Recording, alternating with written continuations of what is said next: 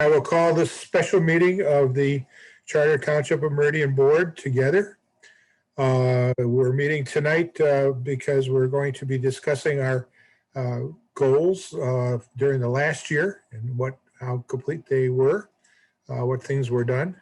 And is also setting some goals for the coming year. And we're also going to go into a closed session at the request of our manager to talk about his performance. I understand that we may have something else that one board member wants to add. We'll get to that when we talk about the board discussion items. So with that, I want to welcome Deborah Guthrie, our brand new board member. This is our first meeting. She is now our clerk, and we're excited about that. She's excited about that. Thank you. Look forward to at least 4 years of association in terms of us being together on this board. Okay, with that, we'll ask for the Pledge of Allegiance. I pledge allegiance to the flag of the United States of America and to the republic for which it stands, one nation, under God, indivisible, with liberty and justice for all. Now, Deborah, you get to do your first duty and do the roll call. All right, Supervisor Stajka. I'm here. I'm here. Clerk Guthrie's here. Treasurer DeShane. Here. Trustee Jackson. Here. Trustee Opsimer. Here. Trustee Sunland. Here. And Trustee Wazinski. Here. You have to summarize. We have All board members are present. there you go. You're all there. All right. We now come to our first opportunity for citizens to address, well, actually, in this kind of meeting, it's the only opportunity for, no, I guess they do have two on this agenda, don't they? Yep, two. Two chances to address the board on matters. And the first one is right now. And Mr. Geebies, do we have any citizens? Our room is packed this evening. We have many people in the attendee area. And of course, let me give out the telephone number if people would prefer to participate via telephone. It's 517-349-1232. But if you're here, you can simply use the raise hand feature in Zoom, and we can give you the ability to address the board. And I'll let the supervisor give a quick overview of exactly how public comments work in this particular format. Well, public comments are limited to 3 minutes. I will call on people individually. They start out with their name and address, and we ask them to be courteous, to address issues directly that deal with this board to the extent possible, that they not call out individuals, but rather address the board as a collective and not call out to others who may or may not be in attendance. So with that basic framework, do we have anybody, Mr. Geebies? We have no hands raised and there have been no telephone calls, sir. I think you are good to proceed. Okay. I'm informed that we may have a large group watching because it's a class assignment, but we'll see. Maybe not. We now come to the approval of the agenda. And for that, we need, well, first I want to call on Ms. Wazinski. Did you want to add something to the agenda? Yes, thank you, Supervisor. I would, can I move to add a discussion item to authorize Manager Walsh in our communications department to issue a media advisory to support our Governor Whitmer's Department of Health and Human Services and Ingham County Health Department's recommended response to our increasing COVID cases and deaths here. Do we actually put that on the agenda, Mr. Walsh, or is that something that you can just agree to do? Well, I think the part of it, I think it should go on the agenda to answer your question. Right. I think it's a little bit, I think what's been stated by the trustee is encompasses things we could do internally in supporting the governor's work and stuff like that should come, I think, from the elected officials. All right, that's no problem. We will then have that as a board item discussion number E, I guess. So with that, is there a motion to approve the agenda with that modification? Ms. Jackson, I move approval of the agenda as modified. Mr. DeShane? Mr. DeShane? Support. Yeah, I thought you had raised your hand. I'm sorry about that. Support. All right, thank you. Any further need to talk about the agenda? All right, then all those in favor, well, no, we'll have to have Deborah call the roll. All right, Supervisor Stajka? Yes, I probably wasn't supposed to start with you, was I again? you can do whatever you want. You're the clerk. All right, I vote yes. Treasurer Shane? Yes. Trustee Jackson? Yeah. Second. Yes. Trustee Opsimer? Yes. Trustee Sunland? Yes. And Wazinski, of course. Yes. All in favor? 7 yes, okay. Our first discussion item is the 2020 Action Plan Review, and I'm assuming Mr. Walsh is going to want to lead this. Yeah, unless you would prefer to do so.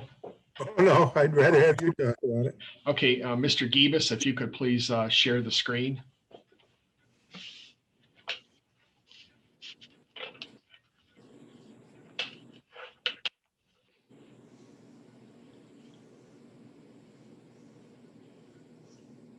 So thank you for all of you being here tonight. I see we have 86 participants, and so I want to welcome the class from Michigan State University to our meeting tonight. We're glad you're here. Tonight's purpose, as the supervisor stated, is to go over the 2020 goals, what they are, what happened, and then talk about what we foresee in 2021 and have the feedback from the board as they set their blueprint for 2021 and any feedback on 2020. And I'd like to start by also echoing the supervisor's comments in welcoming Clerk Guthrie to the board. I know as a staff, I know I can speak for the staff on this issue. We really look forward to working with you. So welcome. And with that, I'd like to get started.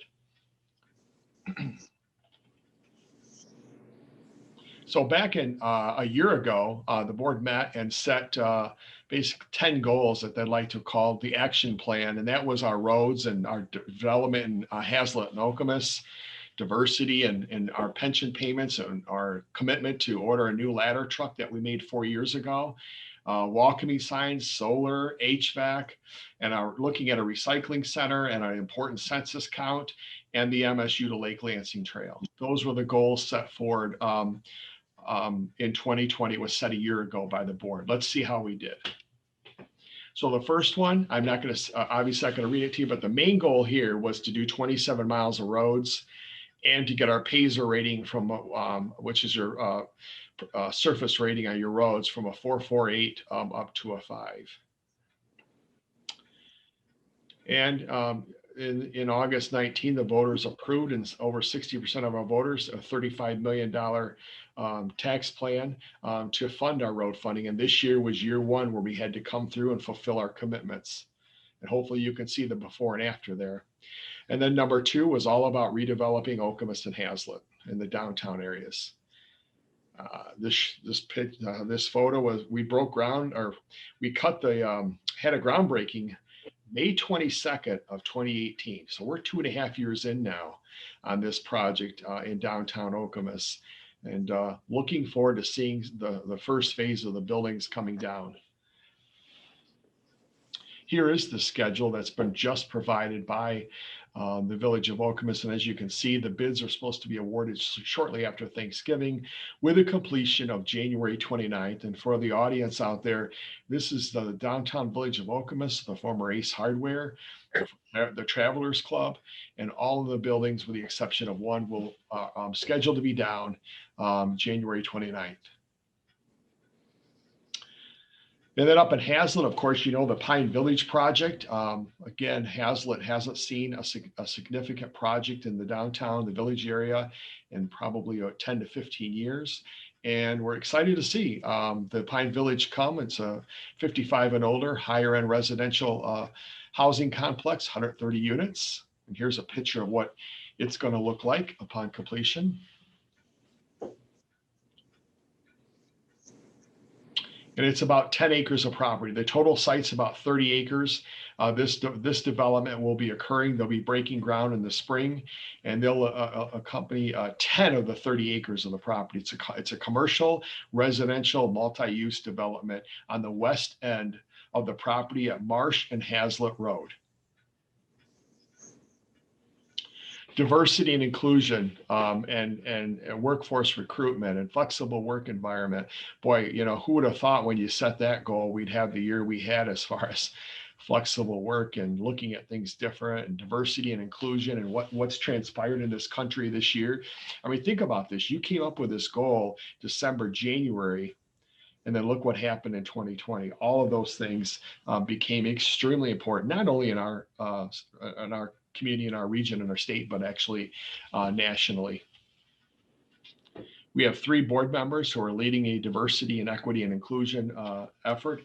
Trustee Opsimer, Jackson, and Wazinski are leading this effort, and along with staff, and we'll be coming forward with something here shortly. Workplace diversity, we're doing much better. I think if you look around, you can see we've made great strides this year. We're not perfect. We have work to do in this area, but I'm really proud out of my nearly 8 years here of service to the township. This past year, 2020, saw our biggest strides in diversity. And then we go back to in 2017 when the voters approved a millage for police and fire, and for our pension costs and our emergency response and a ladder truck. We made all kinds of promises. And I'm here to tell you over 3 years later, we've kept all of those promises. Not maintained them, we've kept them. And here's the pension payment that was required last year, $2.5 million, and we actually contributed just over $4 million. And a graphic showing the actual payments as to what was required. The new ladder truck, this is not a picture of the new ladder truck, but it's a picture of a ladder truck. I think this is a 1998-99, the one that's going to be outgoing. As a matter of fact, we just turned over the information regarding the purchase of the new truck to our council today to take a look at it. Everything is ready to be inked and memorialized in the order. It's going to be a 13 or 14 month process with COVID so it might be December of 2021 or January of 2022 before we see the new truck. Our branding efforts, as you know, this was something actually Clerk Guthrie was mightily involved in 3 years ago, and probably long before that. But a major component of that is our new signage that we want to do for the township. As you can see, here's the foyers we're focused on: Okemos and Jolly down by 7-Eleven, Meridian and Grand River on the far east side of the community, Marsh Road at the very north end of the community, and then the western portion over by Hagedorn by the university. Those are the 4 areas that we're looking at entry signs for the community. And this goes back to something I'd be remiss because if I didn't mention that Supervisor Legoff, this was a project that was always near and dear to her.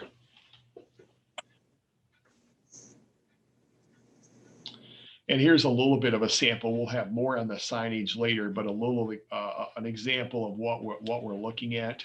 The prime community, it won't just say 5051, it'll say a prime community. And we have some better pictures later, but again, signage, it's something we really want to get to. With COVID hitting and a cap on expenses this year, we decided this isn't something that was essential for us to do. And we weren't sure where revenue sharing and all of that. Remember, the number that came out 5 months ago was a $1.5 to $1.7 million loss in revenue. It doesn't look like that's going to happen, thankfully, but we did hit a pause button on this project, but we've planned a full bore ahead in 2021 with this project. Sixth, the marketplace on the green, much anticipated to say the least. Took us quite some time to get there, but again, on October 7th, the team joined together, the Parks Commission, the Township Board, the staff, and we were able to cut the ribbon on this fabulous, fabulous project for the community.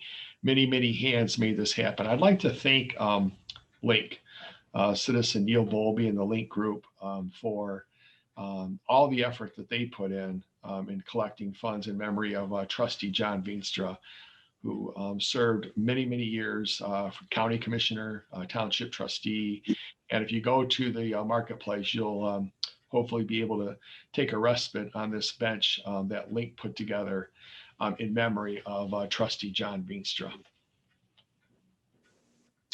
Goal number 7 was sustainability. There's 3 components of this, and that is to install our 2 solar panels, one at the farmer's market, one at the South Fire Station. The other is to work with MSU on their solar panel project, which is a very large project down at Hagedorn and Jolly.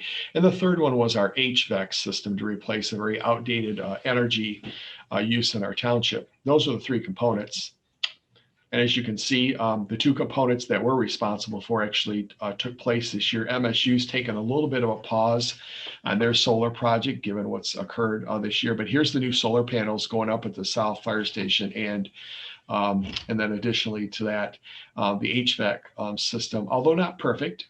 I think my office was 62 this morning, so we've got some more work to do on it. But it's really been a tough project to manage. And of course, it hit during COVID. And not only did we have COVID, we had no ventilation in our building this summer. And I again want to thank everyone working on our team. We put up with a lot this summer without any air conditioning, high temperatures, and COVID, and we made it through it. Goal number 8, recycling center. You know, you really charged Manager Perry with looking at, is there a better location than Lake Street for our recycling center? And here's the current location, of course, up in Hazlet. And we really looked at 3 areas. Did it make sense to move the recycling center? Sounds easy, but it's not easy moving a recycling center when you start getting involved in regulations and all that. We looked at 3 potential sites. And at the end of the day, first of all, for a convenience factor, and with the existing site located in Hazlet, and looking at the 2 sites that we looked at, it just, and one of those being at the in front of Nancy Moore Park there at the service center, just didn't make sense for us to recommend cost benefit analysis wise of moving it. It's in a good location. We've got the road in a better position now to be able to handle the traffic there on a permanent basis. So for us, it made sense to leave it right where it's at. If this is something the board wants to take up in 2021, just let us know. The census count. This was a great effort by our communications department, led by Manager Yates. And the numbers, I think, are very, very impressive. And this matters a whole lot because it has to do with the revenue that we'll receive in the coming years from the federal and state government. But as you can see, the state's response rate was 71.2. Ours was 76.5. And you would think it'd be really tough to have a census count during COVID. I think all of us thought that. But if you look back at our response rate in 2010, it was 77.2. So in a COVID year, we almost matched our 2010 response rate in the township. And this, in the bottom right's a clever idea the communications department had. We had so many people coming in to vote into the building, we made some reminders on the sidewalk to do your census count. But a great, great effort by our team here to make sure we were counted. We beat the state average by over 5%. And number 10 is our work on the MSU to Lake Lansing phase 1 and 2 of the pathway system, which we'll talk a little bit about later. But that's a summation of the 10 goals that the board laid out for 2020. This is what we were able to accomplish. Fantastic job by the team in a COVID related year. We opened the marketplace. We were put in the HVAC. I mean, there's just so many things that were accomplished in 2020. Let's talk about some things that occurred that weren't on the list. This cannot be overlooked. I mean, you could live here another 100 years and not have this happen again. But 1,700 Michigan communities, and we're ranked number 1. Number 1. I mean, it's all great if Michigan State's ranked number 1 in basketball out of the, competitive 70 schools in the nation. We're ranked number 1 out of 1,700. That includes all township cities and villages. And let's put that into context. If we compare that, who else is on the list? I think it's important to take a look at the other. We take a look at Hazlet being 13, Okemos being 1.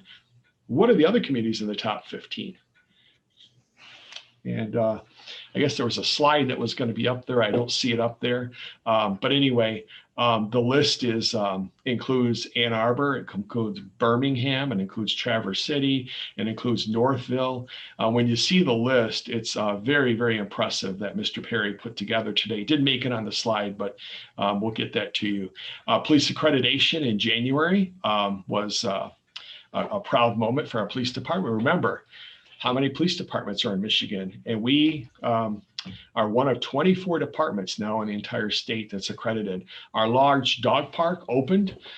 Director Maisner and her team had a lot of accomplishments in 2020. One of them is the large dog park, which is just down across from the new marketplace. The new pavilion and restroom at the Harris Nature Center coming along very nicely. Both chiefs, Plaga and Hamill, on the update. I think it was more carrying the water was on the part of, no pun intended, but Chief Hamill on the emergency operations end of things. Police departments pleased with their upgrades to the Nelson Room. 7, and this would have been a major accomplishment alone. In some communities, they would have come here tonight and say, geez, one of the major 3 things we did in 2020 was we accomplished 7 bargaining agreements without any arbitration. Here, it's just one of the things that we do that we probably all overlook, but it happened. And thank Joyce, to Director Marks and all the people who made that happen this year. Of course, we have our new canine Aries. Our Central Park projects, the restroom and bridge are completed. And we still need to complete the trail connector, which Director Maisner says is going to occur in 2021. Onboarding new computer technicians here recently. Our IT department's better than what it's been in the past. And we needed some strength there to support our director. And we certainly have it. Kamik has joined us new. And of course, Kristen Cole was at the fire department, and she served as the assistant to Chief Hamill. And those two have raised the bar in our IT department. You can call him Cam if you prefer. Kamik has just been a wonderful addition to our team. Director Clark joined us from the city of Jackson 2 or 3 months ago and has just been a breath of fresh air for us, just doing a wonderful job, really, really taking us to the next level already with our economic development efforts. I can't say enough about our new HR director, and neither can our team. They would probably say more than I would say, but Director Tehoff has just really brought her 30 years of judicial experience in human resources to our team here. And we're really impressed with her positivity, and she uplifts everyone around her. So I appreciate her joining our team. Here's another thing that we did. And again, when you do it in Meridian, there's so many good things that happen here. This just gets kind of overlooked too. But a great idea that came from our Public Works Department to set up these outdoor service pods. It was, of course, in response to COVID. We served 90% of our customers outside all summer.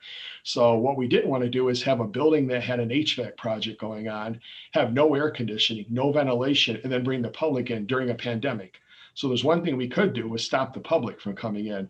I credit everyone who was involved in this, notably our Public Works team.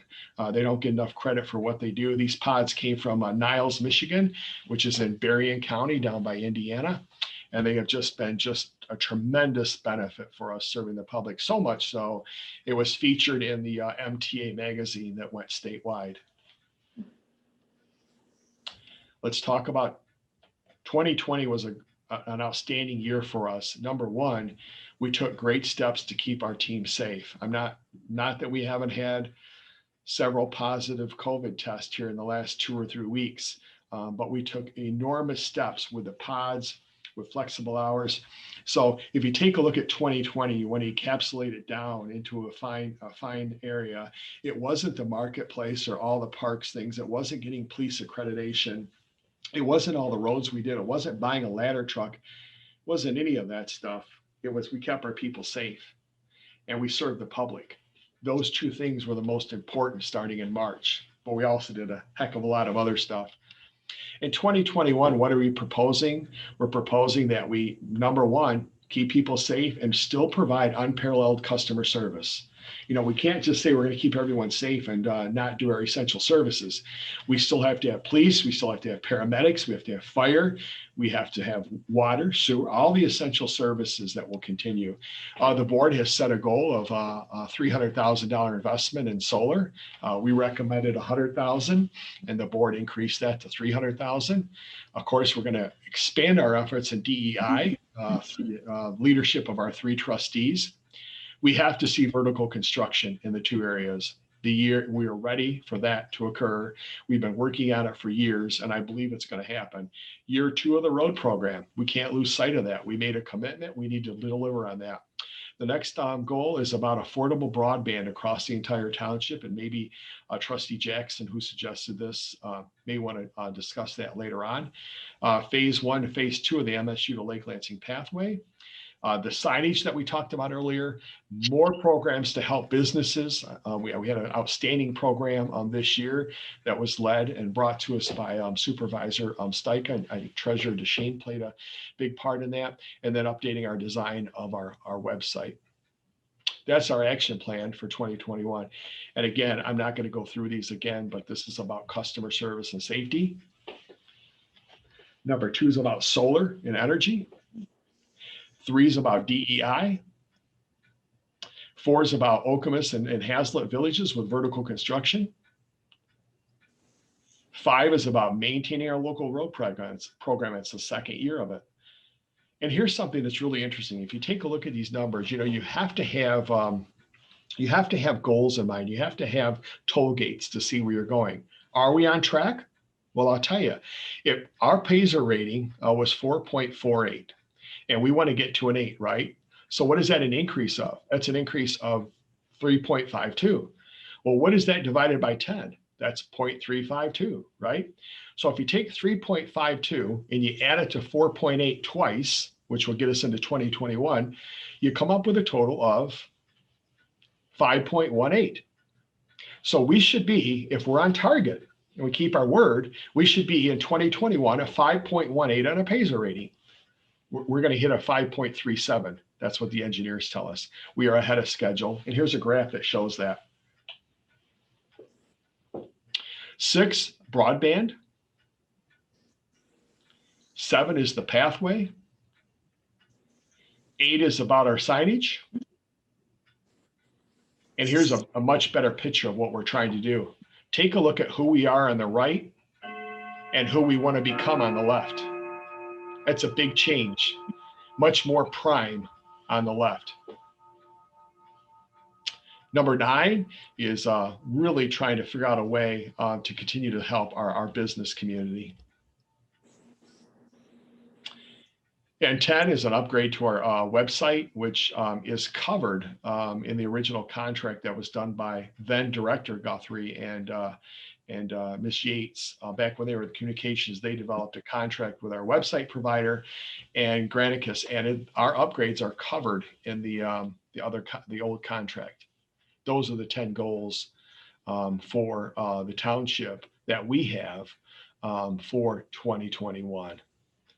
That's all I have this evening. I wanted to accomplish 2 years in 22 minutes, and it took 23 minutes.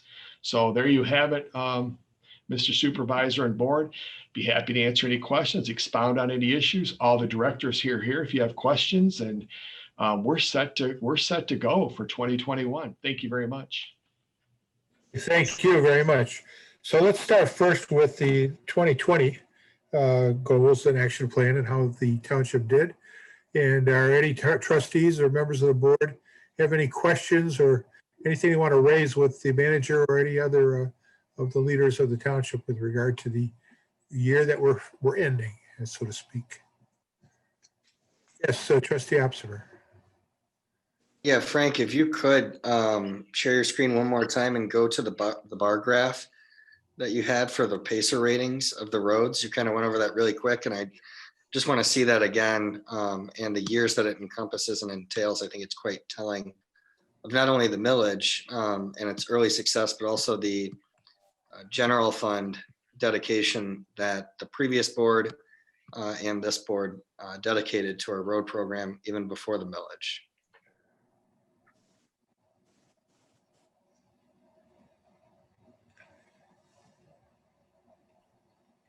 Is There you it, is this it? Yeah, so what That's- year does that start in?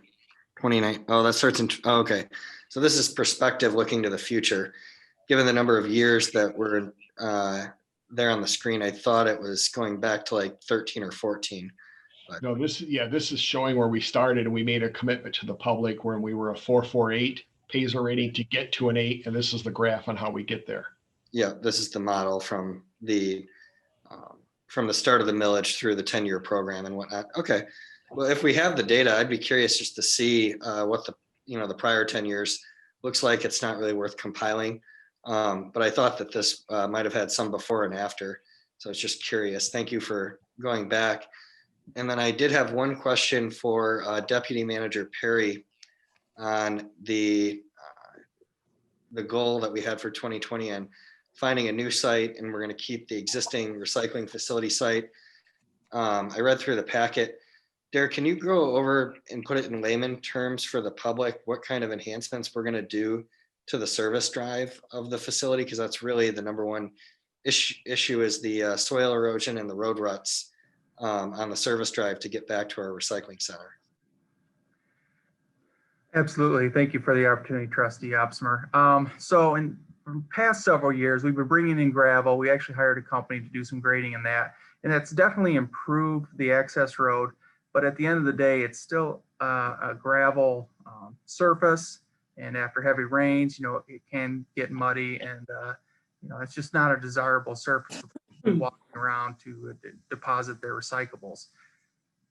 As fortune would have it, we just started a local road program, which allowed us to mill up several of our local roads in the community, which we now have lots of asphalt millings that we can reuse as a new surface for the recycling center. So essentially, we've always been reluctant to do asphalt paving there because of the poor soils in that area. Well, now we have a product that we can use, that we can roll out and use as essentially an asphalt surface over time. That stuff will lock up, bind, and give us a quasi asphalt surface out there. And it's a product that's right now just sitting in our service center yard waiting to be reused. So a good example of it actually is Towner Road Park.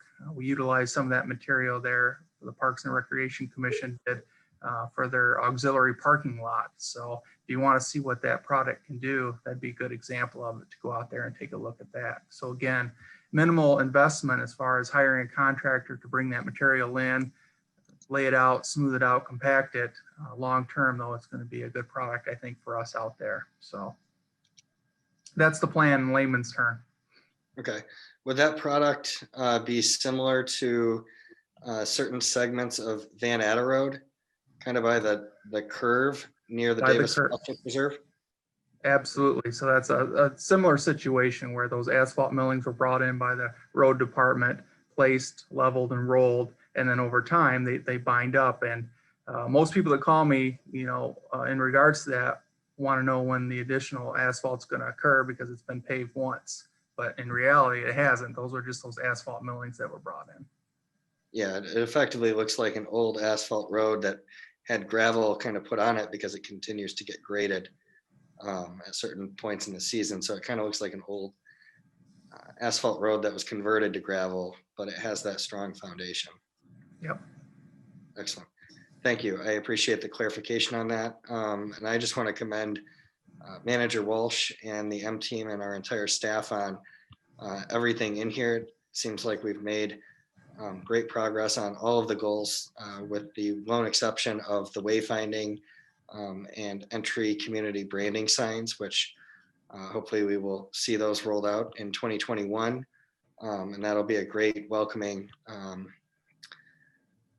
a great addition in welcoming residents to Meridian Township and, further establishing the brand as we've always kind of dealt with, having 4 different zip codes and 4 different school systems within the township. We obviously don't have the brand identity similar to a city of East Lansing, but those signs will be essential, especially in folks that don't live in the township who are visiting, identifying and not just thinking of it as an extension of East Lansing. So, but it was a tremendous year, and I commend all the staff for enduring Gold G as well with the HVAC system and the replacement of the HVAC system, especially during such a difficult year. I know that wasn't easy, but and the timing would have been better any other year. Unfortunately, that worked out extremely poorly and made a very difficult summer. But it's going to be a wonderful system, and I hope once all the kinks are worked out, everyone's office is at a good temperature. And I think it was when Supervisor Stika made our first large commitment to solar. I had originally pushed back and said, wait, shouldn't we invest in the HVAC system first?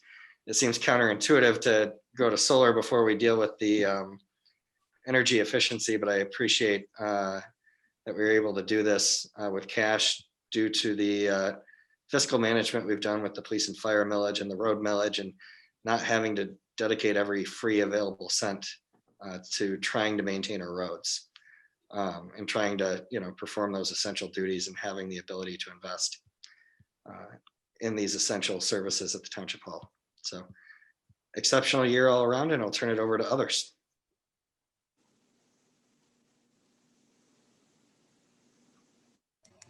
Okay, does anyone else? Yes, Treasurer DeShane. Thank you, Supervisor. I want to reiterate what Trustee Opsimer said. This has been a good year, and commend the manager and the directors and the staff who met these goals. It was a really challenging year with the pandemic, and yet we did meet our goals. The 2 that we've just been talking about, the signage, well, that can happen this year, and there's good reasons why we waited on last year. And regarding removing or relocating the recycling center, I think not doing that shows a flexibility we need to have with some of these goals. In terms of our roads and our pensions, there's no flexibility there. We promised to hit a metric, and we're going to hit those metrics, but something that is optional, or we're doing a cost benefit analysis, is important to be flexible. That road I was on recently, and it used to be a D of a road, and Director Perry, thanks to your efforts and your staff, it's probably a B of a road now and improving. And that was the biggest complaint. You would drive your car back there, and if you didn't need body work, you certainly needed a car detailing inside and out from all the mud and just getting in there and back. It was a real ordeal to get back there to use that recycling center. And now it's dry. It's relatively smooth. So good work on that one as well. So I think it's also worth noting what wasn't on this list but did get accomplished this year, and that has been our response to the pandemic. A lot of businesses can move to a homework model to provide their services. We saw that with Wayfair. Wayfair didn't open their Meridian Township Center. In fact, their corporate office even closed because they can do 90+% of their work remotely. We can't do 90% of our work remotely. We can probably do 10% of our work remotely. It's just the nature of government work. With the pandemic coming back as strongly as it has and as ferociously, we've been directed to send as many staff home as we can, but there's only so many people. And certainly that doesn't apply to police or fire ever. And we need people there to collect taxes. We need people there to take utility payments and other in-person activities like that. So we had to keep a staff at Town Hall, and our directors and our manager responded. We produced those 2 pods. We staffed those. We reduced traffic into the building by 90% virtually since March. We've also been able to provide some serious economic help for small businesses with our small business grants. And we were able to provide some hazard pay to some of our frontline workers. So we were adaptable. even with these goals, we knew that it was an exceptional year, as 21 will be an exceptionally difficult year. And staff was adaptable. Manager Walsh was fast on his feet to reallocate resources as necessary, never forget the primary goals that we set for them, but also was very focused on the safety of our 160 employees and the safety of our residents. So we did that. And so that makes hitting these metrics that we did this year even more remarkable, because we did all that, plus we responded to a global pandemic that is very dangerous, fatal, and can never be taken anything but deadly serious. And we did, and we continue to. So I commend the manager, commend our directors who really made this happen this year. And we've got just as challenging a year ahead of us in 2021. So we really can't sit back and rest. We need to keep stay in stride and continue this good effort that's carried us through 2020. Those are my comments. Thank you. Thank you, Treasurer. Yes, Trustee Jackson, would you like to comment, please, or ask questions? Yes, I'd like to comment by joining in the celebration of the successes that we've had during the past year or two. In looking at our action plan, I'm reminded that there is no mention of the replacement of the Okemos Road Bridge and work on Okemos Road. And though those kinds of things relate to the redevelopment in downtown Okemos or downtown and downtown Hazlet, I'm wondering if maybe Mr. Perry can kind of bring me up to date on the plans for those projects going into 2021 and how they may have changed or been altered relative to the COVID era. Before calling on Mr. Perry to answer your question, I would mention that those are actually county projects rather than towns. I understand that. We do have an impact on them. You're absolutely right. Mr. Perry. I would just add, you're very correct in that these are county projects and there's county money and federal money, those kinds of things involved, but they're going to have whenever the construction starts, they're going to be major impacts on the township. Right. And I'm sure how residents move about the township and relate to different parts of the township. And so I'm sure that there is pre-planning and pre-preparation for how we assist the county in managing all that. And I'm just wondering for that reason, where those plans stand. Mr. Perry. Thanks again for the opportunity to speak to this question. The bridge work, the Okemos Road project that will be associated with that, currently the new timeline is 2022 for that work. The funding will be available in 2021. However, they don't want to start construction in 2021 and then shut down for the winter season and then commence again. So the last word from the road department is the construction would occur in 2022.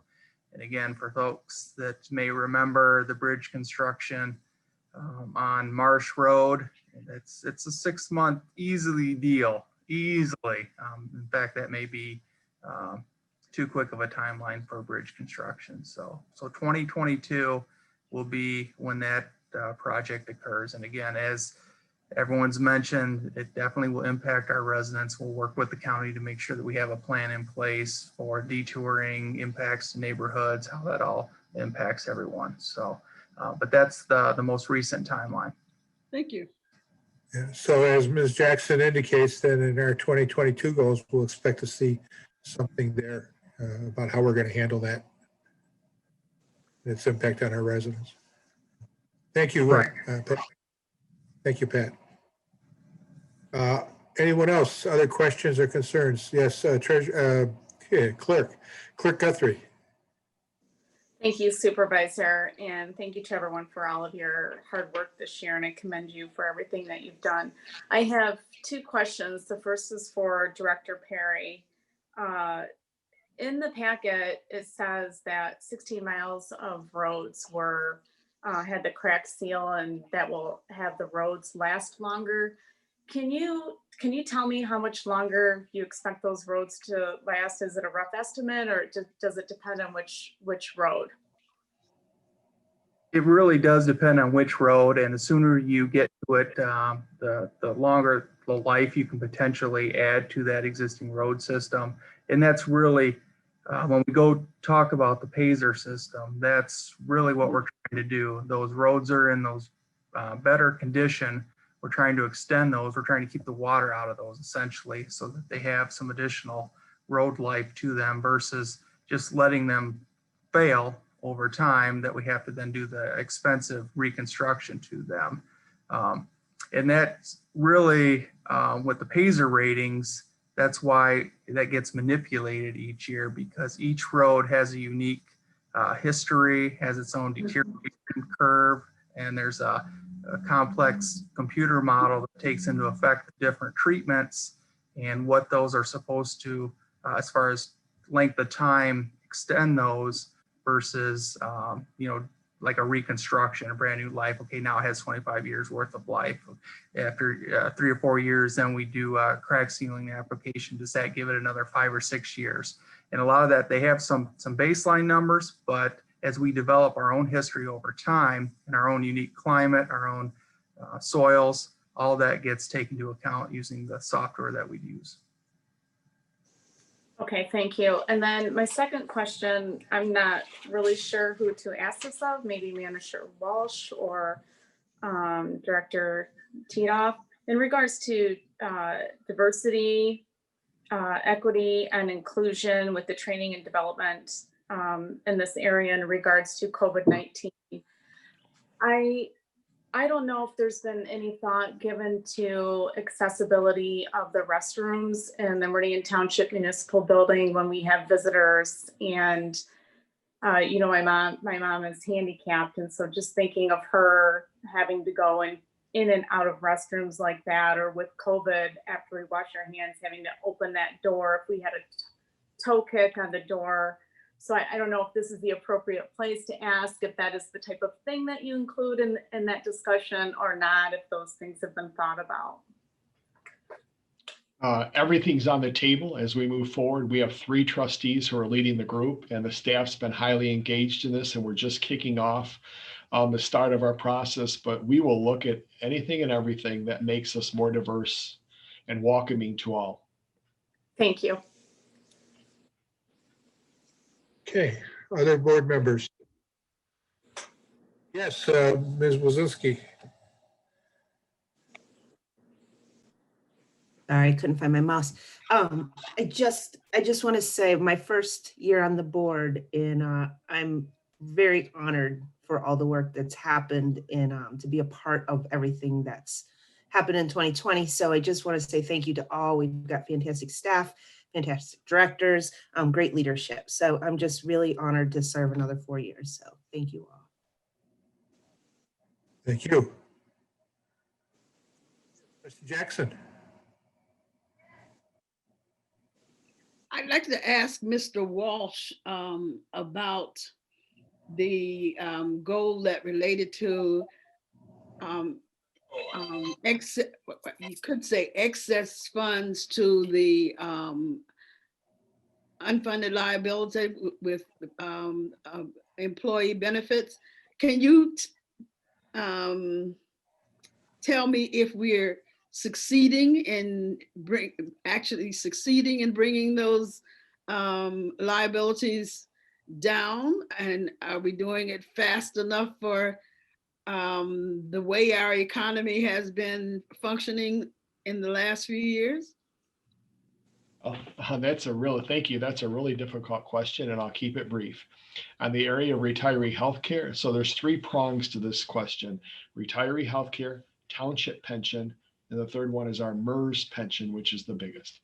Retiree healthcare, we're doing extremely well. The state average is, as far as funding levels, is in the high 50s to low 60s, and we are about 91. And you look at our township pension fund, again, it's only about $1.3 million total. But if you take a look at that, we only have one participant in that plan who's still working with us. And we're about 89, 90% funded. Great shape. MERS, I'd like to see us doing a little bit better, but remember, we were always hovering in the low to mid 50% funded ratio, and we're now up to 62, 63. I'd like to see that number in the higher 60s by now in year 2 of the plan. We're going into year 3. So for 2 of them, we get an A. For the other one, we're probably at a B minus. But that's where we're at on all 3 without going into a lot of details. I hope that answers your question. Does that mean that we'll continue with our added payments, more than required payments to address that issue? We will. And actually, you asked a very good question a few months ago, if you recall. You asked a very well thought out question, and that is, now that the ladder truck dollars are set aside, what happens to the $250 that we're setting aside for the truck? What happens next year to those dollars? That's a really interesting question, and one that the board will have to weigh when they go through the budget process. It is possible that additional $250, which came $250,000, could go to help offsetting our legacy cost. Thank you. All right. Other board members? I think I can see everybody. I don't see any other hands. Thank you. Oh, I do now. Trustee Apser. Trustee Jackson's question just jogged my mind. And I also wanted to, Manager Walsh spoke to it obviously as one of our 2020 goals, but I also wanted to thank Director Marks, Manager Walsh, Deputy Manager Perry, and all of our collective bargaining units who managed or who negotiated in good faith. And I had apprehensions early on that we were asking too much of some of the units, especially on the healthcare side of things, the retiree healthcare. And I think we ended up at a very amenable and position for our retirees moving forward. The township will have a better idea of the true cost, but I think there's actually a fiscal benefit to the retirees and to the future retirees. So I think we ended up in a great place, which I think is precisely why we ended up in that situation without going to arbitration, as Manager Walsh noted. So I think we really struck a great balance, and I commend our collective bargaining units for working cooperatively with management and vice versa. You rarely see the kind of continuity I think that we've had now for at least 2 consecutive collective bargaining cycles over 6 years in any other community. So thank you, everyone. Okay. Yes, I was about to thank you, Manager Walsh, and all of your leaders and the staff throughout the entire township. It's just amazing that we came up with 10 goals, which is more than we probably should, because that's a lot to bite off. And with just a minor exception or 2, they were all attained. Great progress was made. And the ones where perhaps that didn't happen, they're going to be done this year, and they're not of great significance, such as the signage. That's going to go forward this year. So you're all to be congratulated for all this hard work and for putting forth such great effort during a really, really rough year. I mean, starting from very early in 2020, we have suffered from various limitations due to the pandemic. And that added with the HVAC, which, by the way, back when I first proposed the solar, I knew that we were going to be doing HVAC, so I wasn't doing it in isolation. But in any event, plus the HVAC problem with all the heat and a little chilliness in October, et cetera. Congratulations to everybody. Mr. DeShane.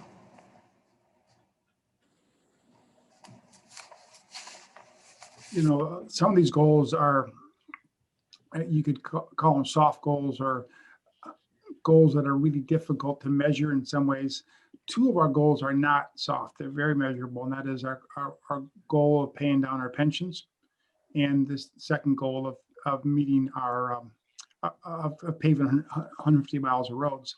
And both of them have essentially a 10-year millage attached to them. In both cases, this board recommended put to the public the question is, should we ask for 1.4 additional mills for police, fire, and pension? And then the second one being our road millage. And they both expire after 10 years. And I think while this board, or in one case we're in the third year, one case we're in the first year of those two millages that are before the public, and this board may not be there for the 10th year of either one, we still have an obligation to see if that curve is up and that we are on track in both cases when this board ends in 2024. And to be anything less than that is really a sign that we're not doing our job. So we need to leave to the next board a significant and measurable slope leading towards getting to 100% of both of those goals. And if we're not on that slope, we are letting down the public that has put trust in us. So those numbers are important. And I know Mr. Walsh is a numbers kind of guy. He gives those numbers all the time, particularly in the pension area. But it's important that we be very specific and we achieve these goals based on the numbers, based on the algorithms that Director Perry talked about.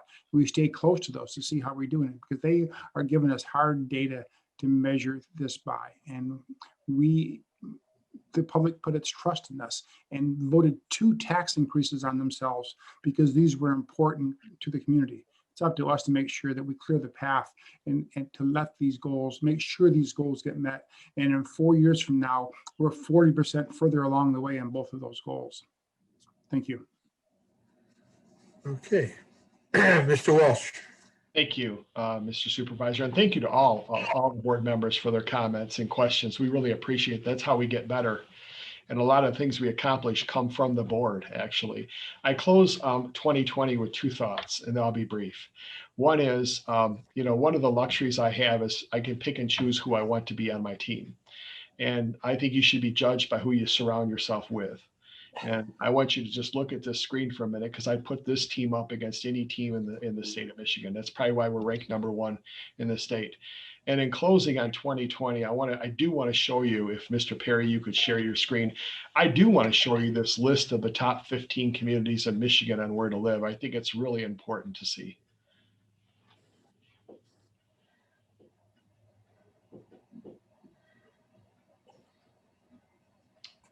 And there you have it.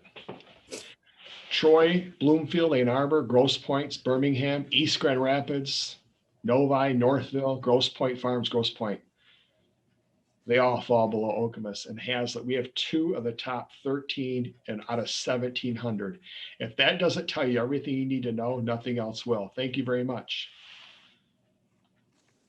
Thank you. And there's a bit of consistency there, because it was just a couple of years ago that one of the national publications found that we were the #1 place in the entire nation for families to live. So we are consistently up there, and congratulations to everybody in the community, because that comes from everybody, all the residents, as well as the staff and everyone else. Okay, we're ready now, I guess, to switch to our topic, which is the goals for 2021. We have them in front of us. Mr. Walsh, do you want to say anything else more about them before we start talking? He said no. Okay. I will begin by mentioning that I would like to see some change of language with regard to B. B is the one that mentions the solar array. I prefer that we remember this is only a part of a broader goal that's very important, and that's the sustainability. The way we worded it under G of last year was continue progress in Meridian Township Sustainability Plan by expanding our solar energy, et cetera. And I'd like to see that language here instead. So we're continuing on our sustainability plan by adding the $300,000 solar array, because there's more to do than just the solar to accomplish that. We have a big goal for us overall in terms of the sustainability plan. Others, any comments on these goals? Anything you'd like to see either added, deleted, or worded differently? Ms. Jackson.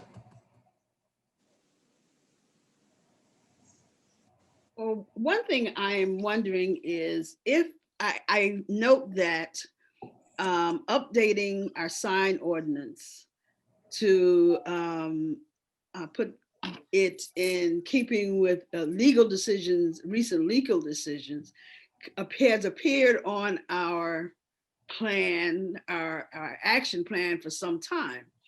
And in the presence of all of the efforts in branding, I wonder if we can tie the adoption of a revised sign ordinance to our efforts at branding the township, appropriately branding the township and updating the branding of the township, the creation of the monument signs at the entrances, et cetera. I guess I understand what you're saying totally, but I think they're quite a bit different from each other because for one thing, we never really had a discussion about where we want to go on signage. You talk about signage for businesses, right? That's what. No, well, signage for businesses is a part of that, if I'm not incorrect, Mr. Kieselbach. But even the monument signs that relate to the township entrances and the signage that will be, I think Parks talked about wayfaring and signage as a part of their goals during the coming year.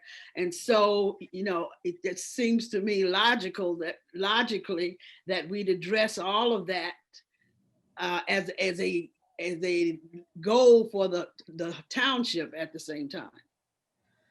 Does someone else want to comment on this? Further thoughts on it? Okay. Yes, Mr. Opsimer.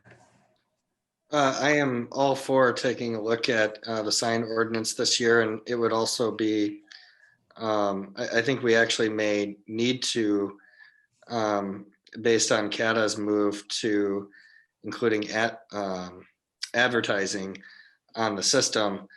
So any of the bus stops that would be in our jurisdiction in the right of way, we may need to make a slight tweak to the sign ordinance for that. And we've talked about it for some time. I don't know that it needs to be on the goals, but I fully support taking a look at the sign ordinance.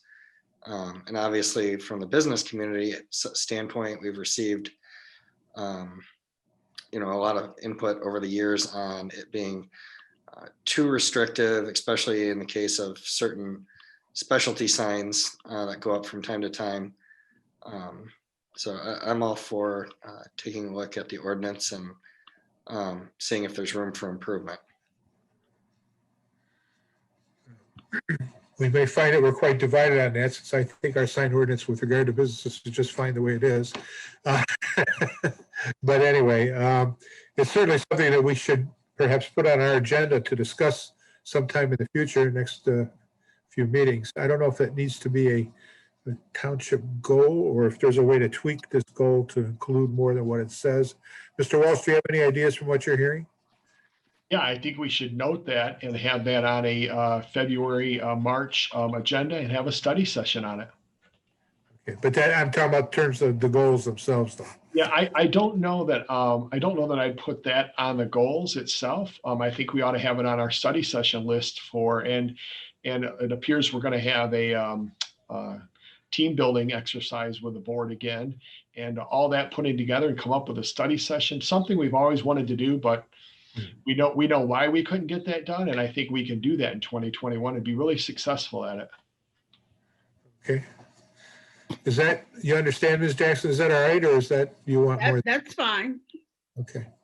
Don't want to just leave it there if you're not happy with it. Okay. Mr. Opsimer, you had your hand? Yes. Well, first of all, I want to thank the manager for the draft goals, and I really like the new addition that Trustee Jackson selected as it relates to affordable broadband access across the township. I was actually talking about this issue earlier today as it relates to the state level. Obviously, it's an incredibly complex issue, but I did see that the city of Marshall has created their own fiber optic system. And it appears to be, based on what I've read, very popular with the residents. We were just talking about how lofty our goals are, and the 10-year road program and the pension funding and some of the things that we've done that help make us a prime community. And of course, the investment in our parks over many decades. And this is an area that we've talked about at some to some extent, but I don't think we've elevated it to this level of status. And I think the time is now, if we're ever going to take broadband access seriously, it has to be right now, given all the constraints that we have with homeschooling and with working from home. And we still do have people that have access issues on the eastern third of the township predominantly. So I commend Trustee Jackson for bringing that up, and I like that addition to the goals. My only other thought would be Supervisor Stika articulated a tweak on the solar goal and rearranging that similar to the one from 2020. I'm fine with that, but I would still put in a plug for starting to measure our solar goal and adding the metrics. And Deputy Manager Perry and I have talked about it before, and I don't have those metrics handy, but we know how many kilowatts we're producing in solar, or that we would prospectively produce after we finish this project. And so we want to be measuring ourselves, are we at 30% of our overall energy usage? Are we at 40%? Especially as we set goals for reaching 100% at some point in the future. So I'd like to see an addition where we put that metric into the goal, similar to how Treasurer DeShane pointed out that our road funding and our 10-year road program and the pension, unfunded pension and healthcare liability is also a very tangible, it's a very objective, measurable goal. So I think that's one that we can make just as measurable, and that would be how we do it. Other than that, I think the list looks perfect, and I support everything on there. And I think it would be another exceptional year for the township if we were to accomplish 80 to 90% of this like we usually do. Yeah, I think that a couple things come to my mind before I call on others. We have a lot of good boards and commissions that cover a lot of areas of township life and governance, and we really need to be paying attention to them. As Ms. Guthrie can tell you from her prior life, when she was our communications director and met regularly with the Communications Commission, that has been calling for broadband for many years. When I served on it as a board rep before I became supervisor, that was a big subject. And, maybe it could have been here sooner. Certainly it's more pertinent now because of the fact that the schooling has to be done often through the virtual means. And we do have a lot of families that where that's a real problem. But I think from all of our boards and commissions we do need to solicit ideas with regard to these things on a regular basis. I saw Ms. Wazinski, and then I saw also Mr. DeShane, and then we'll go back. Ms. Wazinski. Thank you. To speak specifically to the broadband, I also want to commend Trustee Jackson. It's fantastic, and absolutely, I have 2 kids at home. We've been probably on the phone with Comcast, I don't know, 20, 40 hours trying to make sure we have, enough capacity to maintain the 3 of us, and my husband's going to be home soon. My question though is, and I may have missed it, or I may have just misinterpreted or not, but the broadband across the township, would it be possible for us to make that free or reduced to our population that may not be able to afford it? Because some of that is, I can afford to up my Comcast bill. Some people can't. So if it might be something that we consider, that we look at our lower income population and or those who might need a little help purchasing that type of service. I think the phrase "allow access" is kind of broad enough to encompass that idea.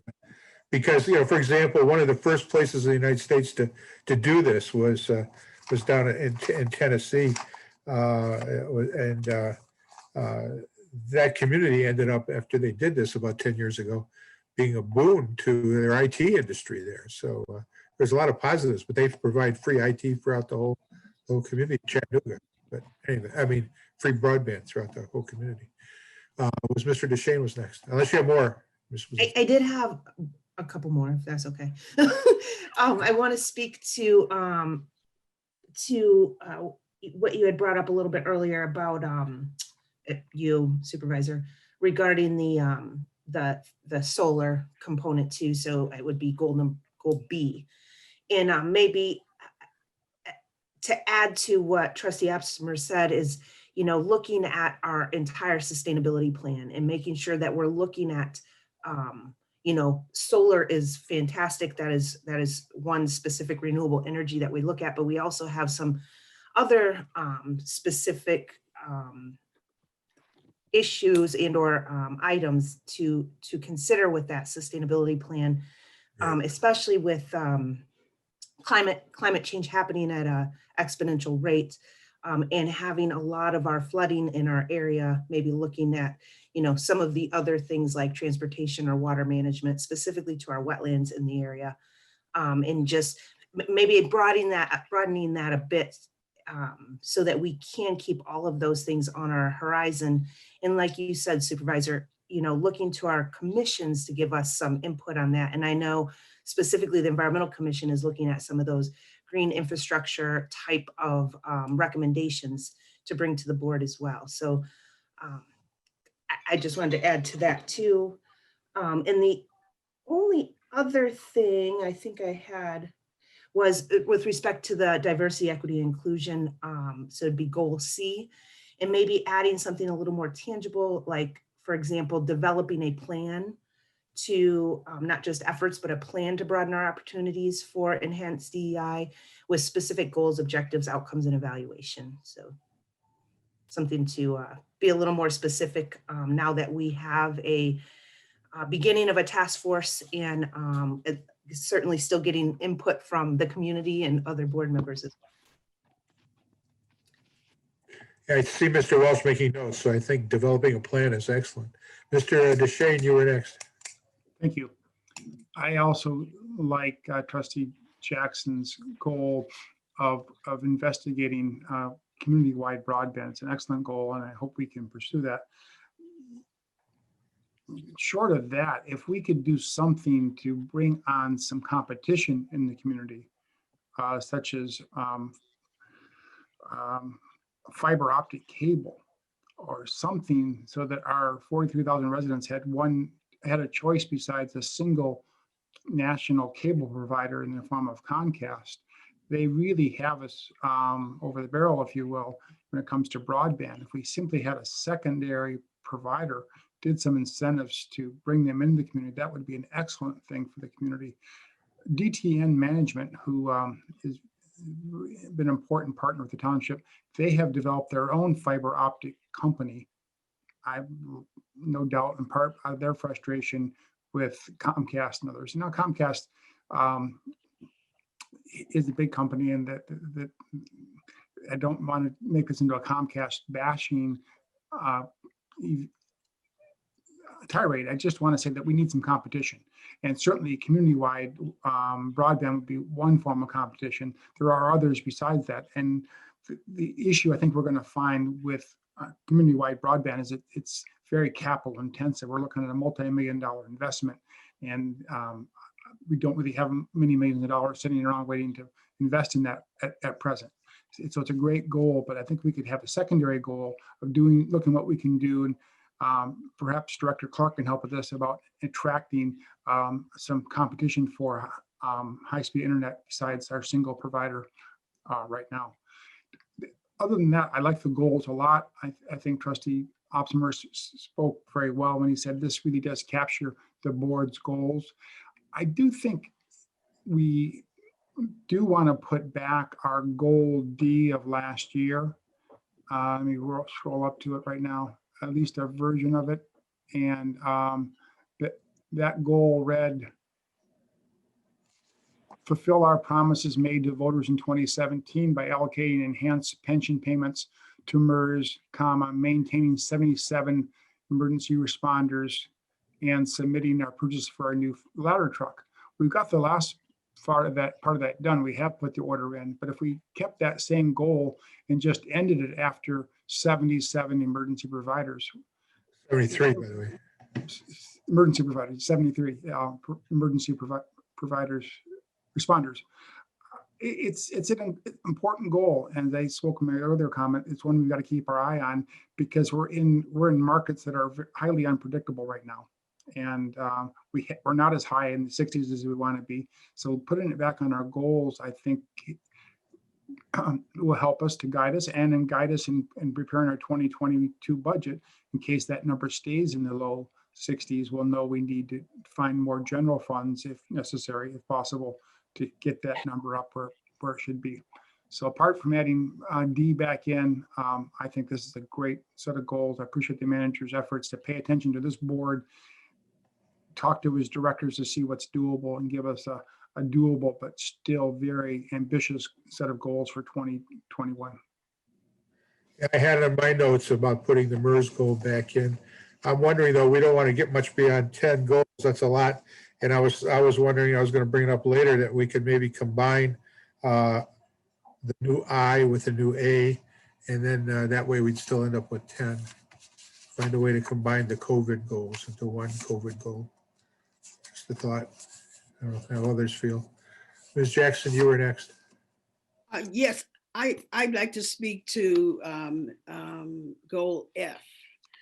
And to tell you, first of all, that it's become exceedingly obvious to everyone that access to affordable, attainable broadband has become essential to life in even a prime community such as ours.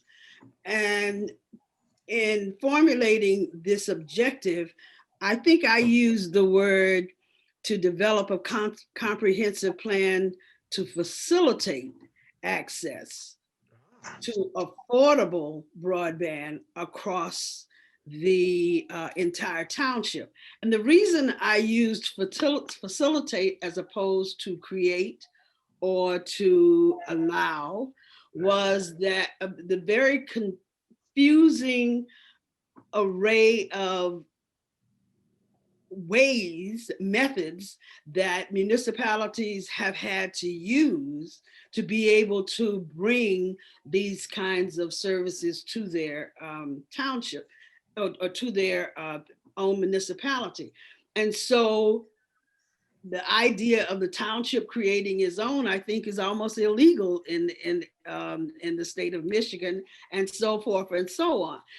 One of the things that I considered in formulating that that particular goal and the wording in that particular goal is that, of course, we have a communications commission, which could be very helpful and deliberate, much like the creation of the Transportation Commission in the township, and helping us solve this problem, helping us to address this problem and develop a method in which we can include this service for our residents. And so I would argue for changing the word allow to something more generic, like facilitate, and allow us to be open to different ways of doing it. Otherwise, I am perfectly satisfied with the way this draft plan has developed, and am ready to support it. I agree with you on the word facilitate, much better word. Mr. Opsimer. I support the change to the word facilitate in goal F, as Trustee Jackson noted. I also support combining the COVID goals and including the MERS and unfunded township pension and retiree healthcare unfunded liability goal, and putting that back in just for a community trust component. I have full faith that we're monitoring that situation. But to Treasurer DeShane's point, I think it speaks to the trust that voters placed in the township to do the right thing, to keep it in the goals. And I guess if we're going to do it this year, it might as well just stay in for the duration of the 10-year plan, concluding in 2027.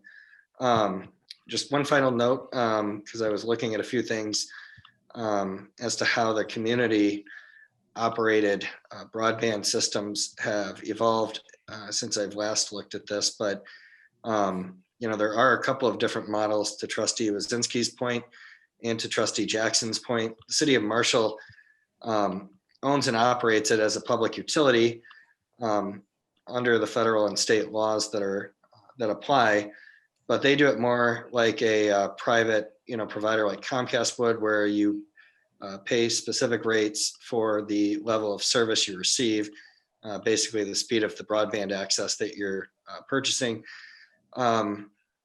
Linden Township, which is a rural township on the western half or the western edge of Washtenaw County, they actually did a millage in, what was it, 3 years ago in 2017, and it passed 2-1, so about 67% support. And so they're building theirs out with a millage. And so that would be a little bit more affordable because your rate would be based on your property tax assessment. But it's publicly funded and operated through the millage. And to have a rural township vote, I mean, a township like that would not vote anywhere near 66 or 67% in favor of a road program. Just to put it in perspective, broadband running fiber optic cable next to a road is a lot cheaper than building the road. So there's that facet. It's a smaller millage, but that's still a pretty remarkable percentage. And when you look at the constraints and the unique circumstances today, and we know that to some extent work from home is going to continue to be a thing post COVID, it makes a lot of sense. So there's two different models, or I suppose you could balance a model, but it's really no different than the road issue that Deputy Manager Perry addressed for us. You consult with the contractors, the private contractors that have to build the network, in this case a fiber optic network as opposed to a road network, and they can give you the costs within 5 percentage points, and then from there you either extrapolate a millage rate or a rate based on the service level provided. I did see in Marshall's rates, the rates weren't that much better than what you would get at Comcast. So if you're looking for more affordability, you'd really need it to be a millage where everyone is kind of pre-opted in by the fact that there's a millage. Then everyone would get a much better rate. But Marshall's also looking at expanding theirs to encompass the townships around them. So it looks like you're going to see these, there's going to be someone that starts it. And so I think it behooves us to look at it and to be the community that starts it here and have East Lansing opt in on us instead of vice versa, right? So just some other food for thought and looking at that. I love this goal, and I thank Trustee Jackson for bringing it to us. And I'm sure Deputy Manager Perry and Manager Yates are just sitting there scratching their head on this one. So, but thank you for being with us and helping us solve problems like this. We're fortunate to have our new clerk because she has a lot of expertise in this area as well. She's being quiet. It's her first meeting. Okay, other comments about these proposed goals for 2021? We've tweaked a number of them. Yes, Ms. Guthrie. Thank you, Supervisor. In letter C, I would like to see the word accessibility.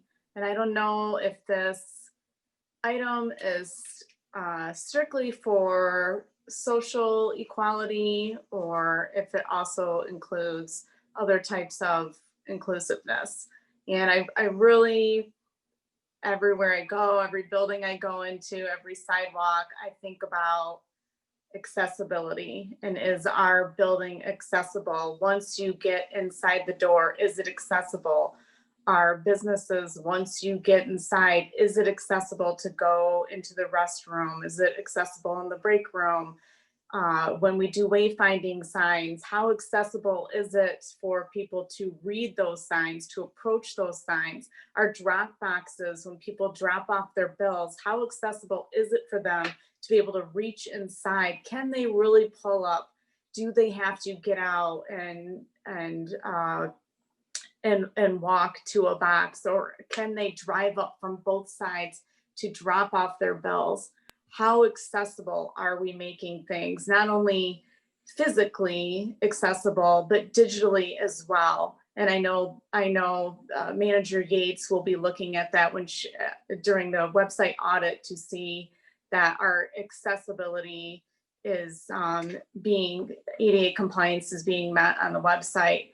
I just don't see anything on here that shows that Meridian Township has a goal of accessibility in mind for our residents. And we do have an aging population, and I do want to be mindful of it in what we're doing on a regular basis. And so that is a word, and that is something that I would like us to take a conscious effort of and see if we can't include that in one of these goals. Maybe that's the best, maybe there's something else. I don't know.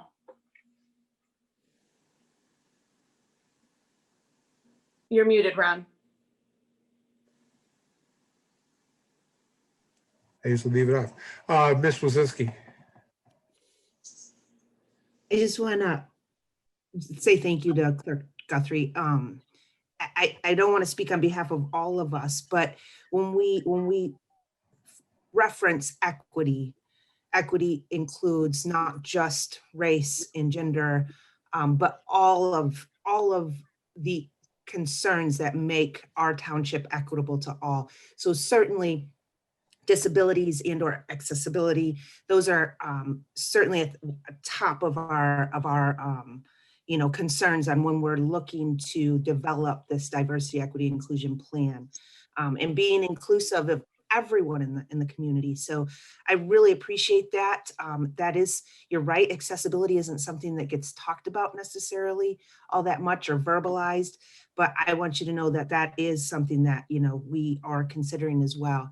And if the word doesn't get in necessarily in goal C, it is included in that equity and inclusion component, especially with the three of us board members that are on the board, as well as Manager Walsh and Director Titoff. So thank you again for bringing that forward. Please don't stop talking about it. Please keep us honest. As this develops over time, it's gonna take some time, but I really appreciate you bringing that. Is that satisfactory for you, Ms. Guthrie? Yes, it is. Okay. I will keep bringing it up, Trustee Wazinski. Okay. No, and the answer that it's part of equity at this point. Yeah. Mr. DeShane, you had your hand up. Just a quick comment. I really appreciate the sentiments that the clerk has expressed there, and accessibility is an issue for our aging population. Yet I don't want to dilute the three words there: diversity, equity, and inclusion.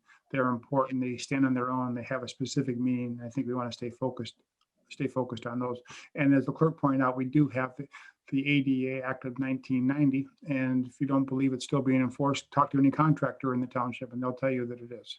And it was a good act, and it's made accommodations more accessible, and will continue to into the future. But I really do appreciate the comment you made, and I think we need to keep that in mind, and make sure that any new construction in the township, and wherever possible, where we retrofit, is accessible for those that are mobility and otherwise impaired.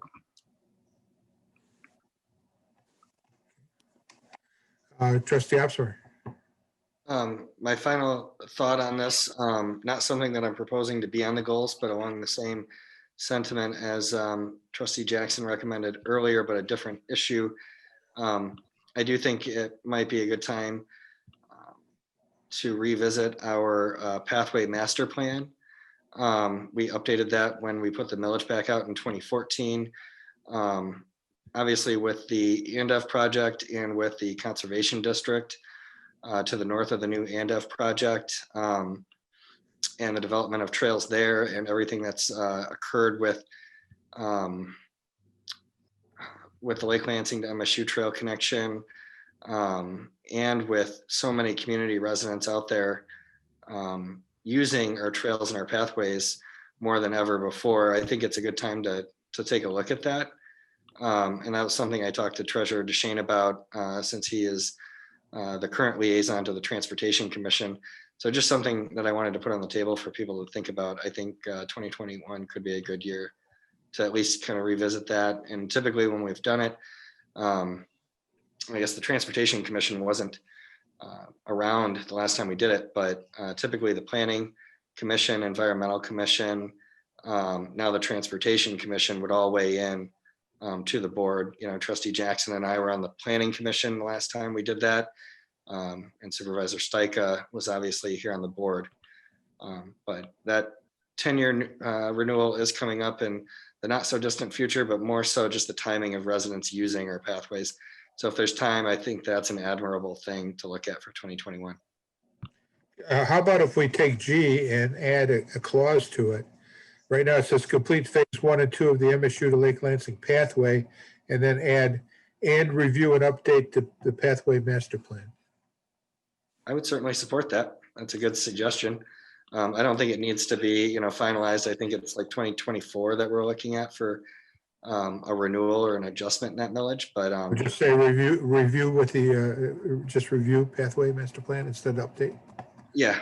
And I think if we do get an update, it's good, because obviously if we find gaps where we don't have something in the plan, it serves us well in case there's development, right? So if development occurs, our ordinances require the developers to put that infrastructure in, but if it's not in the plan, then we can't compel that. Thank you. I appreciate the recommendation. Anyone else?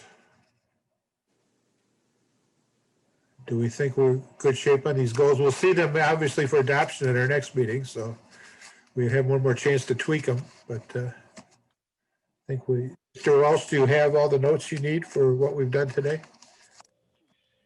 In the future, you would like to see through Trustee Jackson and others, the signed ordinance taken a look at. In the future, you might want to consider involving the commissions in the goal setting. And as far as the solar array goal and B, Trustee Opsimer would like to add some metrics to that, as well as sustainability. Trustee Wazinski wants to add as well some kind of metrics as well. On C, besides what we have there, Trustee Wazinski would like to add the development of a plan. Trustee Stika suggested combining A and I into one, and then going through with what Treasurer DeShane said about putting the promise of 2017 in as a goal. And then Trustee Opsimer said we should take a look as far as the broadband issue. And Trustee Jackson suggested the wording change on that with the word facilitate, and we'll get to that in time. And then Trustee Opsimer suggested we look at Marshall and Linden Township for that goal. So that's some of the notes. And then on G, adding reviewing the pathway master plan. So those are most of what I have. We'll draft this and we'll come up with it and then get it tweaked and get it before you. Those are consistent with my notes. Anyone else have anything different? Guess not. Okay. So we're ready to move on now to the additional discussion item, which was to add the COVID thoughts that Ms. Wazinski wanted to bring up. Thank you, Supervisor. So I just wanted to take note that, you know, we've got statewide increasing COVID, both cases and death rates. We had more than 10,000 new cases on Friday alone, and we're totaling more than almost 9,000 deaths statewide. And first and foremost, I just want to express my deepest sympathy for those who loved ones had either fallen sick or maybe have even passed as a result of this virus. And I think it's just really important that we continue to do our part to protect each other. Most specifically, our essential workers, our medical professionals, and our you know, first responders, the most at risk, most involved in. It's really just important that we do our part so that those folks can stay safe. I would propose to, you know, as we're getting colder weather, more people are going to be inside, whether it be in your own home or in public spaces. And then we have the holidays quickly approaching. So come Thursday, we've got our first holiday that I know is difficult for people not to gather with their loved ones. I know that. I live far away from most of my family, and so that's just not an option for us, and I'm sure that's the case for many. But I think we just need to continue to adhere to what our public health experts are telling us, and they're, the newest governor's epidemic order, and continue wearing masks in public and physical distancing, washing hands often, and limiting indoor gatherings. And I just think as a township, as a local government, we have an ability to speak to our residents that may hear us a little easier than maybe looking at, federal level or even state level authorities. So I guess, we've already done, so Meridian Township has identified and created a coronavirus task force led by our fearless chiefs, Hamill and Plaga. And we've taken significant steps to protecting the residents already. And I just want to remind, I'm not sure the residents even are necessarily familiar with everything that has been happening, but we developed a task force. We've secured protective equipment, personal protective equipment for our medical workers. We've implemented mask requirements in public buildings. We've established pods as manager had mentioned before. That's new across the, other townships have taken that as idea to establish in their own community. Developing flexible work schedules. I know as a manager myself, that's really difficult to do, but I commend Manager Walsh and the directors for considering that. Unfortunately, we've had to close our buildings to the public, but really important, we have increased our Meridian Cares financial support from almost, I think it was $30,000 to $100,000, so that we can help those of our residents that are most in need, especially in these dire times.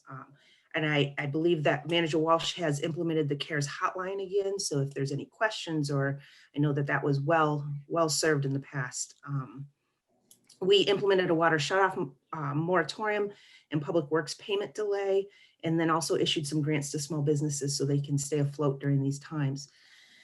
I just would like to maybe continue the support of our public health professionals and recommendations, and just support them in the epidemic order that's out there, and encourage our residents to continue all of the safety mechanisms they're taking, and to stay home as much as possible, especially over this holiday season's coming up, and these cold weather coming up. That was my thoughts on that, Supervisor. I thought I was hearing from you earlier that before we got into the meeting, obviously, that you thought maybe the township needed to put something out, maybe through our media and our press people, and bring Mr. Walsh into it and see if he and Brandon Gates or others might do something with that. Mr. Walsh, comments? Yes, thank you. We can certainly put something together. We can do that tomorrow. The one caveat I'd like to know from all of you, because I think it's outside of our lane, certainly outside of mine, and I'm sure Manager Yates, do you want included in this when we put it out that the township strongly supports the state and the governor and everything that they're doing and their efforts to limit, and here's what we've done to support that? Or do you want us to put out just what Meridian Township has done? Those are two different messages, and we need to know which one the board would want us to pursue. Go ahead, Courtney. I would suggest both. I think it's really important that the residents know what we have done and what's in place. I'm not sure everybody does, just from my very small circle. But I also think, yes, we need to support the efforts being conveyed by our public health professionals, both at the federal level, at the state level, and from our Department of Health and Human Services and our local Ingham County Health Department as well. I think it's really important that we do commit to supporting those efforts as well. That's my thoughts. Trustee Opsimer? I would support Trustee Wazinski's plan, and I think just to make it very clear based on what Manager Walsh is inquiring about, I think trustee Wazinski, if I'm hearing her correct, and she can correct me if I'm wrong, she's proposing a very big distinction from like the resolution that Treasurer DeShane and I authored, where we commended Governor Whitmer's efforts. I think trustee Wazinski is thinking of this very PSA-like and keeping it factual and to the public health experts and not referencing any of the politicians involved is what I'm hearing. And I would fully support that. I think we just want to put out there in black and white, in my opinion, and from what I'm hearing from trustee Wazinski, what the executive orders entail, what the CDC, DHHS, and the Ingham County Health Department are recommending at this time. And trustee Wazinski had called me earlier tonight, and it's not, we're not in a position to make a tremendous impact, but I do think it's important for us to convey that the community, or at least the township government, supports the steps that our public health experts are taking right now, especially amidst a lot of misinformation and just a lot of distrust out there, but keep it completely on the public health expert recommendations that are coming in.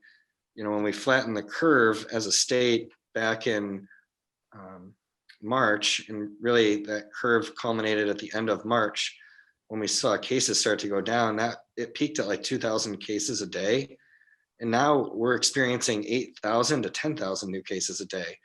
So, I mean, things are exponentially worse, and that's just data driven. So I think the least we could do is at least show support to that, to the extent that, we have our communications department and our social media arms. And of course, we do have the news media's attention, and it doesn't hurt to get another plug in there, especially with the holidays about us. And we do know that indoor places are the biggest contributor to transmission of the disease, right? So I fully support that. And I thank the staff for everything that they've done. Oop. Can you guys hear me? Oh, yeah, you're fine. It just reported that my connection was unstable there for a moment. But I support our staff and Manager Walsh and everything that they've done, and both of our chiefs, with the COVID hotline. And I think this would be another good opportunity to put Meridian Cares out there and make residents aware that that's out there. And I think with the new lockdown, and it was in our goals, I think we'll have to talk about if we can fiscally do it, another round of business grants. I think the first question is, can we do it? But with the additional lockdown, and right now Congress is locked up and the Senate won't act on additional funding. So we're in a situation where, the businesses don't have a round of PPP assistance this time. And one of the things that we did right last time on that front was our grants were flexible. So, our restaurants and small businesses could use it to pay the lease, pay the mortgage, pay their utilities and their fixed cost, because payroll taxes help stimulate the economy. But for a business that doesn't have a whole lot of demand for their services or products, meeting their payroll doesn't help them keep their doors open if they're not transacting goods and services. So, I think that's probably another thing that we'll have to contemplate sooner rather than later, given the new lockdown, and it's probably going to go on a lot longer than the 3 weeks. Doing a little interpreting, I would entertain a motion to suspend the rules and adopt a motion where we support the orders of the state health director and the county health director with regard to the pandemic. Mr. DeShane. So moved. Ms. Jackson, was that a support? Any discussion?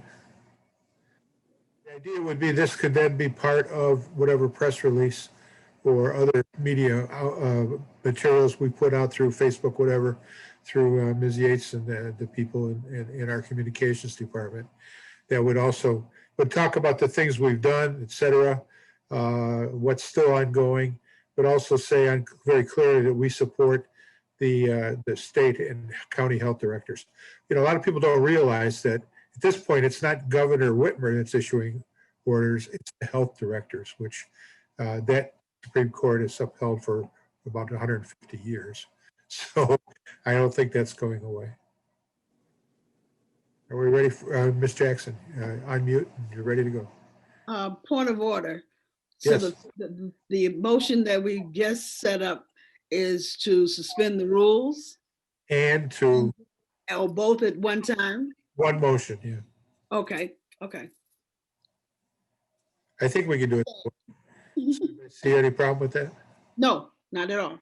I Okay, just need clarification.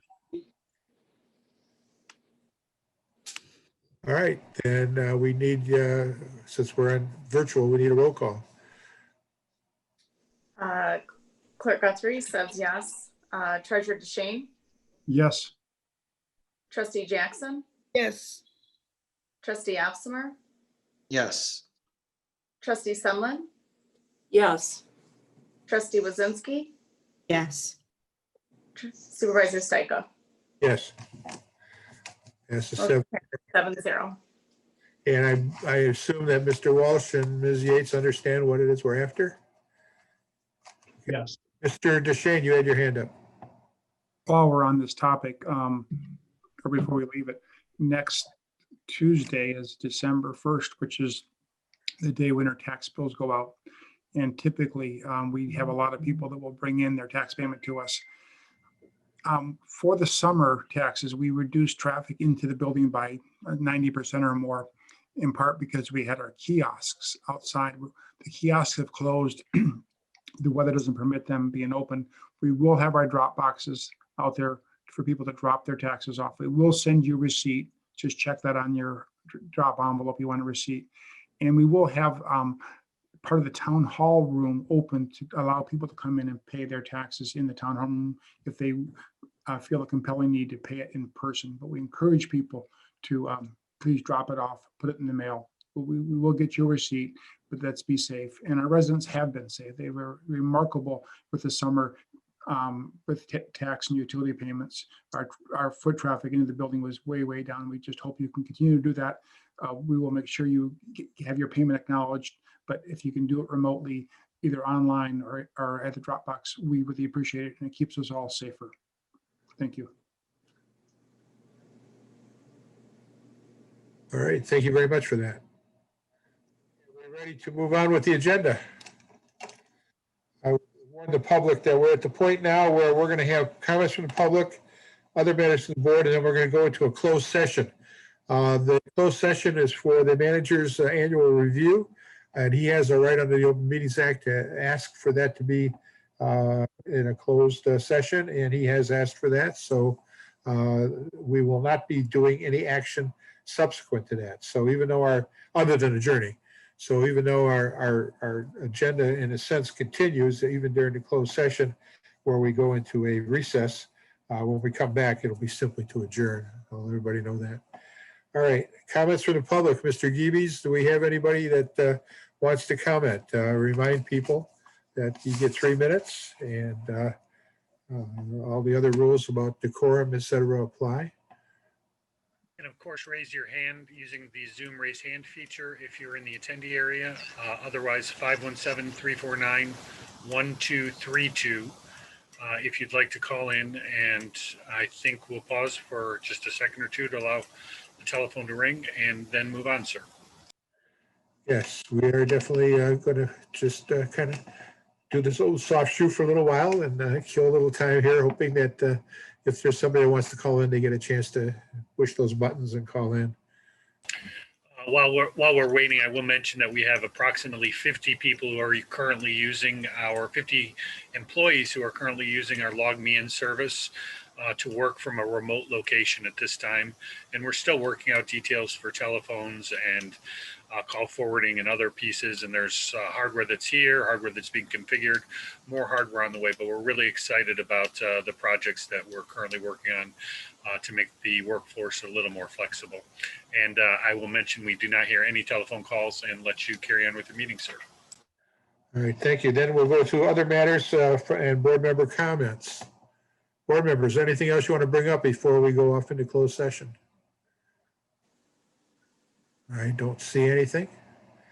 Okay, then we need a motion. The motion would be, you could pretty much take the language out of the agenda, use that for the motion. Mr. Opsimer.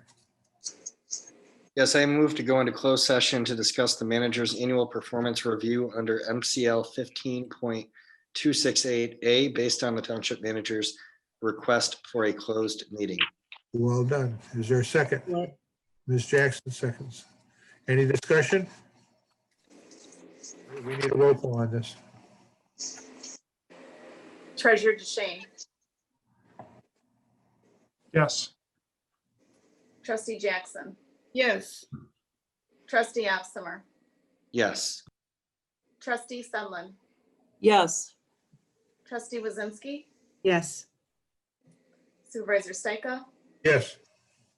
clerk Guthrie votes yes. Motion carries 7-0. All right. We are now in closed session, and I'm going to actually ask that we take a short recess. Just, Yes, Mr. Walsh.